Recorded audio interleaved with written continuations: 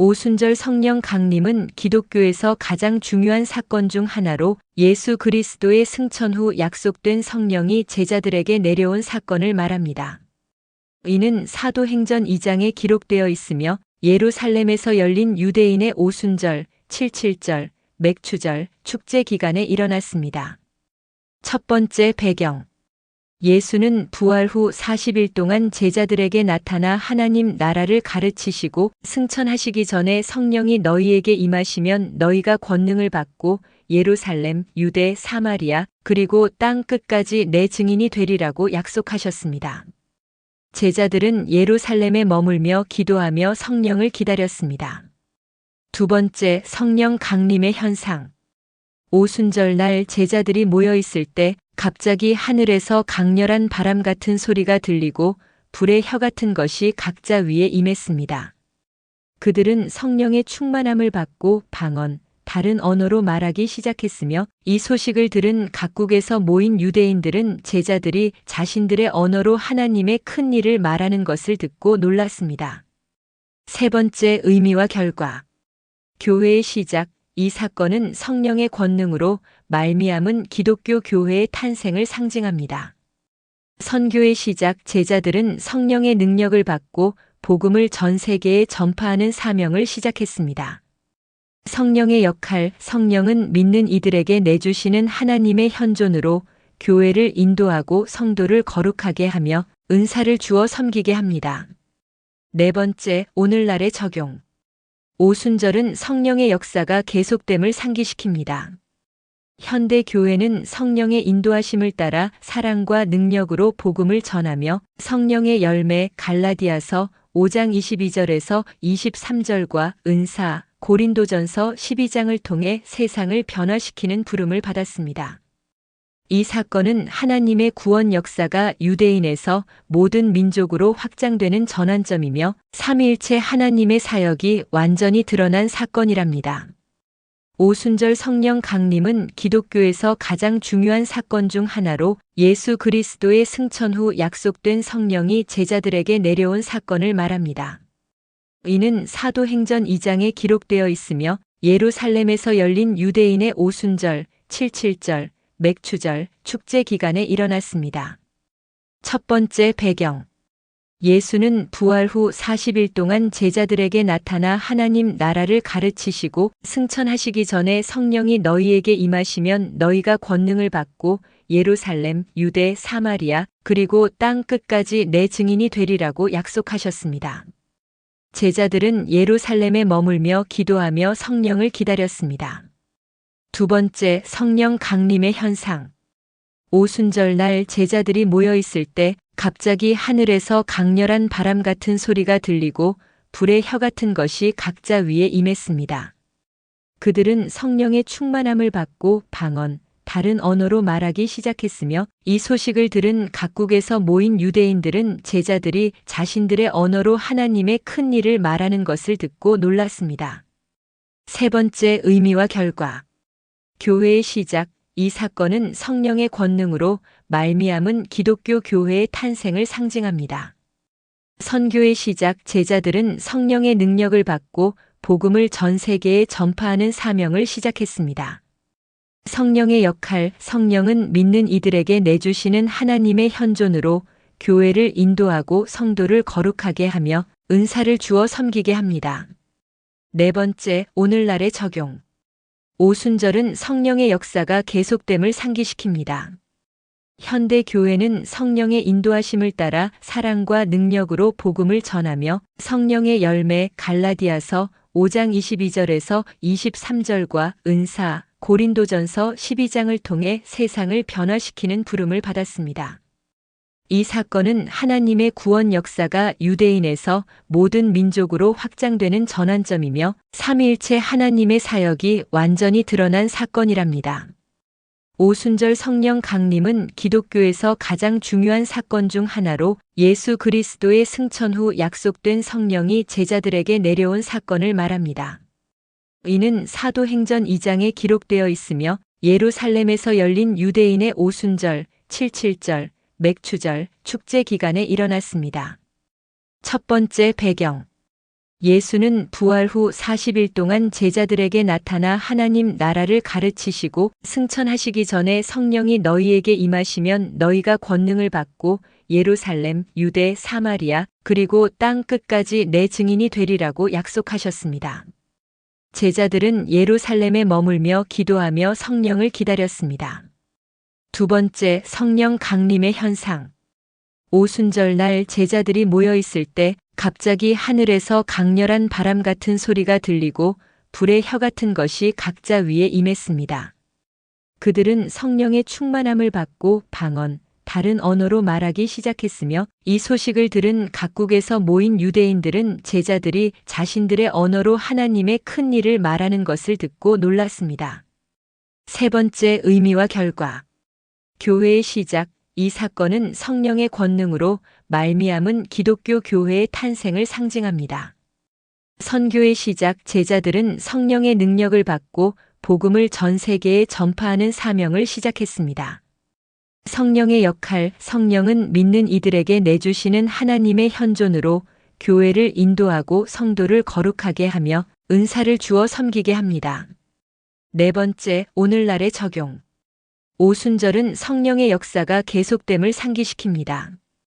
현대 교회는 성령의 인도하심을 따라 사랑과 능력으로 복음을 전하며 성령의 열매 갈라디아서 5장 22절에서 23절과 은사 고린도전서 12장을 통해 세상을 변화시키는 부름을 받았습니다.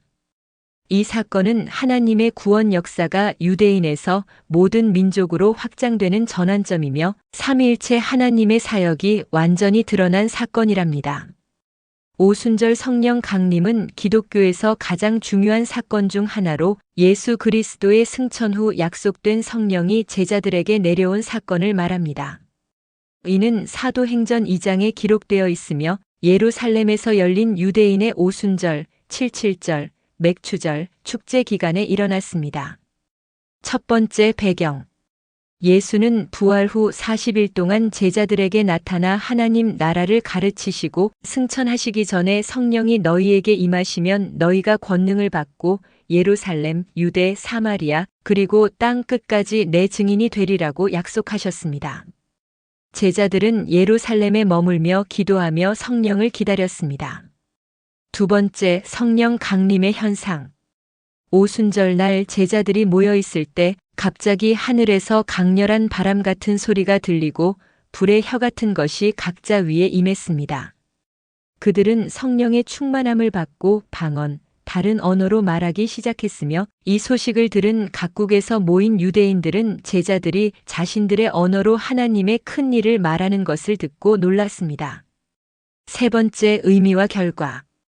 교회의 시작. 이 사건은 성령의 권능으로 말미암은 기독교 교회의 탄생을 상징합니다. 선교의 시작. 제자들은 성령의 능력을 받고 복음을 전 세계에 전파하는 사명을 시작했습니다. 성령의 역할. 성령은 믿는 이들에게 내주시는 하나님의 현존으로 교회를 인도하고 성도를 거룩하게 하며 은사를 주어 섬기게 합니다. 네 번째, 오늘날의 적용. 오순절은 성령의 역사가 계속됨을 상기시킵니다. 현대 교회는 성령의 인도하심을 따라 사랑과 능력으로 복음을 전하며 성령의 열매 갈라디아서 5장 22절에서 23절과 은사 고린도전서 12장을 통해 세상을 변화시키는 부름을 받았습니다. 이 사건은 하나님의 구원 역사가 유대인에서 모든 민족으로 확장되는 전환점이며 삼위일체 하나님의 사역이 완전히 드러난 사건이랍니다. 오순절 성령 강림은 기독교에서 가장 중요한 사건 중 하나로 예수 그리스도의 승천 후 약속된 성령이 제자들에게 내려온 사건을 말합니다. 이는 사도행전 2장에 기록되어 있으며 예루살렘에서 열린 유대인의 오순절, 77절, 맥추절, 축제 기간에 일어났습니다. 첫 번째 배경. 예수는 부활 후 40일 동안 제자들에게 나타나 하나님 나라를 가르치시고 승천하시기 전에 성령이 너희에게 임하시면 너희가 권능을 받고 예루살렘, 유대, 사마리아, 그리고 땅 끝까지 내 증인이 되리라고 약속하셨습니다. 제자들은 예루살렘에 머물며 기도하며 성령을 기다렸습니다. 두 번째, 성령 강림의 현상. 오순절 날 제자들이 모여 있을 때 갑자기 하늘에서 강렬한 바람 같은 소리가 들리고 불의 혀 같은 것이 각자 위에 임했습니다. 그들은 성령의 충만함을 받고 방언, 다른 언어로 말하기 시작했으며 이 소식을 들은 각국에서 모인 유대인들은 제자들이 자신들의 언어로 하나님의 큰 일을 말하는 것을 듣고 놀랐습니다. 세 번째, 의미와 결과. 교회의 시작. 이 사건은 성령의 권능으로 말미암은 기독교 교회의 탄생을 상징합니다. 선교의 시작. 제자들은 성령의 능력을 받고 복음을 전 세계에 전파하는 사명을 시작했습니다. 성령의 역할. 성령은 믿는 이들에게 내주시는 하나님의 현존으로 교회를 인도하고 성도를 거룩하게 하며 은사를 주어 섬기게 합니다. 네 번째, 오늘날의 적용. 오순절은 성령의 역사가 계속됨을 상기시킵니다.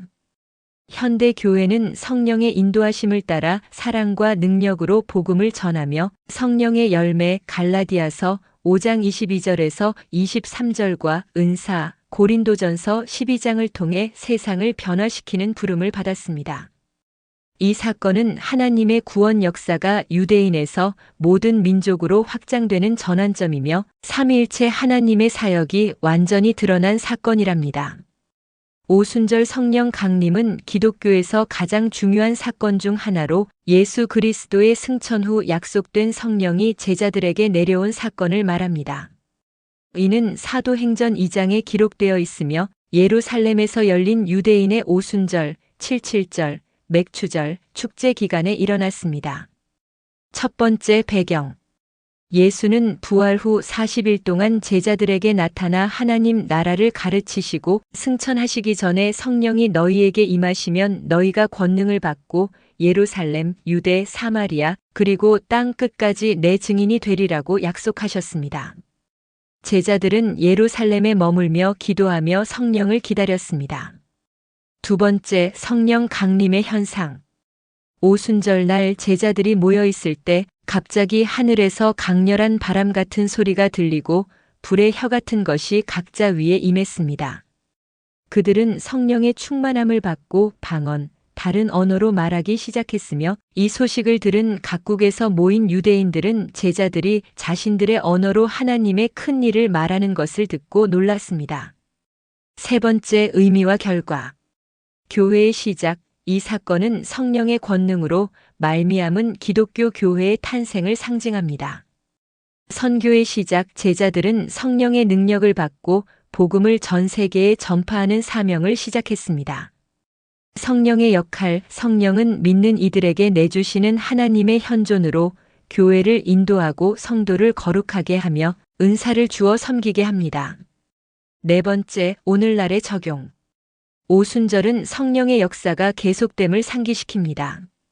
현대 교회는 성령의 인도하심을 따라 사랑과 능력으로 복음을 전하며 성령의 열매 갈라디아서 5장 22절에서 23절과 은사 고린도전서 12장을 통해 세상을 변화시키는 부름을 받았습니다. 이 사건은 하나님의 구원 역사가 유대인에서 모든 민족으로 확장되는 전환점이며 삼위일체 하나님의 사역이 완전히 드러난 사건이랍니다.